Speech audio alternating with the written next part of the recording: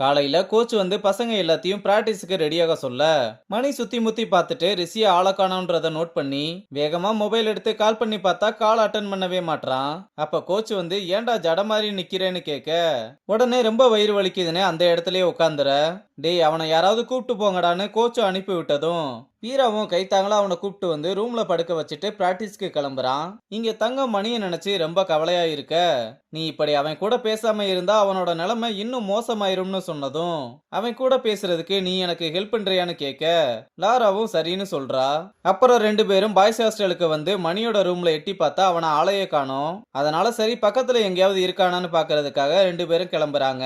ஆனா இங்க மணி ரிஷியோட வீட்டுக்கு வந்து காலிங் பெல் அடிக்க அவன் டோரை ஓபன் பண்ண வரலன்னதும் பயந்து போய் வேகமா பக்கத்துல இருந்த கம்பியை எடுத்து கதவை உடைக்க போக கரெக்டா ரிஷியும் டோரை ஓபன் பண்ணி என்னடா பண்ணிக்கிட்டு இருக்கேன்னு கேட்டா, நீ செத்துட்டியோன்னு நினைச்சேன், ஏன்டா டோரை ஓபன் பண்ண இவ்வளவு நேரமானு வேகமா உள்ள வந்து உக்காந்துக்கிற.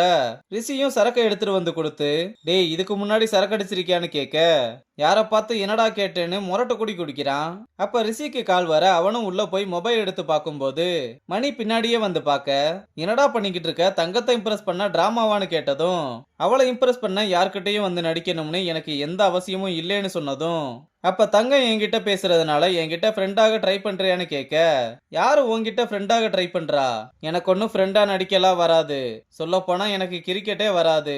ஏண்டா உனக்கு தான் உங்க அப்பா சினிமால இருக்கிறதுனால ஹீரோ சான்ஸ் எல்லாம் கிடைச்சிருக்கும்ல, அப்படியே சம்பாதிச்சு செட்டில் ஆகாம ஏன்டா இப்படி வந்து கஷ்டப்படுறேன்னு கேட்டதும் அவரோட பேசன் அவருக்கு என்னோட பேசன் எனக்கு, ஏன் நான் கிரிக்கெட்டர் ஆகக்கூடாதான்னு ரொம்ப கோவப்பட உடனே மணியும் பொய் தானே சொல்றேன்னு ஏதோ ஒரு வீடியோவை காமிச்சதும் அது முடிஞ்சு போன கதைன்னு சொல்றான். மணியும் சரி அந்த முடிஞ்சு போன கதையை சொல்லி கேட்போம்னு சொல்ல பாஸ்ட்ல வினய் ரொம்ப சந்தோஷமா வந்து ஒரு பெரிய டைரக்டர் என்கிட்ட கதை சொன்னாரு, அதை கேட்டதுமே நான் ஓகே சொல்லிட்டேன், முத தடவை நீயும் நானும் சேர்ந்து நடிக்க போறோம்னு சொல்ல எனக்கு கிரிக்கெட்டர் ஆகணும்ன்றது தான் ஆசை, எனக்கு ஹீரோ ஆகுறதுல விருப்பமே இல்லைன்னு சொல்றான். இதை கேட்டதுமே வினய் ரிஷி கிட்ட அதை இதன்னு சொல்லி பிரெயின் வாஷ் பண்ண ட்ரை பண்ண எதுக்குமே ரிஷி கன்வென்ஸ் ஆகாம கிரிக்கெட் தான் எனக்கு வேணும், என்னோட ட்ரீமே அதுதான்னு சொல்லிட்டு கிளம்பிடுறான். அப்புறம் ரிஷி ரூம்ல அழுதுகிட்டு இருக்கும்போது வினய் வந்து நீ கிரிக்கெட்ல இவ்வளவு இன்ட்ரெஸ்டா இருக்கேன்றது இப்பதான் எனக்கு புரிஞ்சுது, இனிமேல் எல்லா விஷயத்திலயும் நான் உனக்கு சப்போர்ட் பண்ணுவேன், இனிமேல் எல்லா விஷயத்திலயுமே நான் உனக்கு சப்போர்ட் பண்ணுவேன்னு சாரி கேட்க ரிஷியும் சமாதானமாகறான். அப்புறம் ஒரு பெஸ்ட் கிரிக்கெட் அகாடமியை செலக்ட் பண்ணி அட்மிஷன் போடுறாரு. அங்க ரிஷியும் பிராக்டிஸ்க்கு வரும்போது வினய் ரெண்டு அல்லக்கைங்களை ஹெல்ப்புக்காக கூடவே அனுப்பி விட்டுருக்க அவனுங்களும் அங்க வந்து ரிஷி பக்கத்துல எவனையுமே நெருங்க விடாம எல்லாத்தையுமே அடிச்சு விரட்டி விடுறானுங்க. இத கோச்சும் பார்த்து கடுப்பாகி இந்த கொடை பிடிக்கிறது தண்ணி குடுக்கறது கத்திக்கிட்டு இருக்கதெல்லாம் இங்க இருக்க கூடாது, ஒழுங்கா அவனுங்களை அனுப்பி விடுன்னு கத்திட்டு போறாரு. இதனால ரிஷி கூட எவனுமே பழகாம எந்த ஃப்ரெண்ட்ஸும் இல்லாம தனியா தான் இருக்கான்.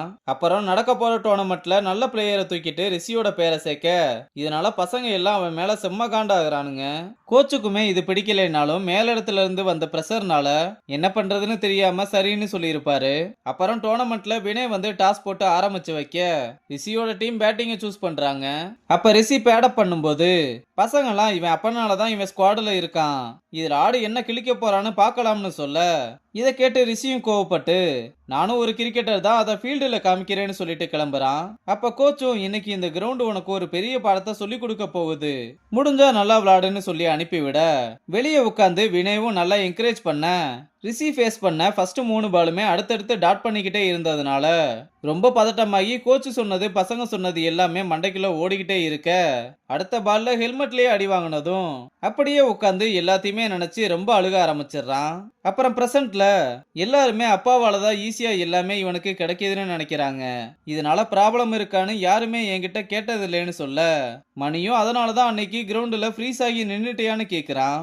ரிஷியும் எனக்கு ரொம்ப பயமா இருக்கு மணி, இது நான் எங்க போனாலும் என்ன துரத்திக்கிட்டே இருக்குன்னு சொல்லி ரொம்ப அழுக ஆரம்பிக்க டே ஒன்னும் இல்ல எல்லாம் சரியாயிடும், எதுனாலும் நம்ம ஃபேஸ் பண்ணலாம்னு ஆறுதல் சொல்ல ரிஷியும் மணிக்கு தேங்க்ஸ் சொல்றதோட இந்த எபிசோட முடிச்சிருக்காங்க.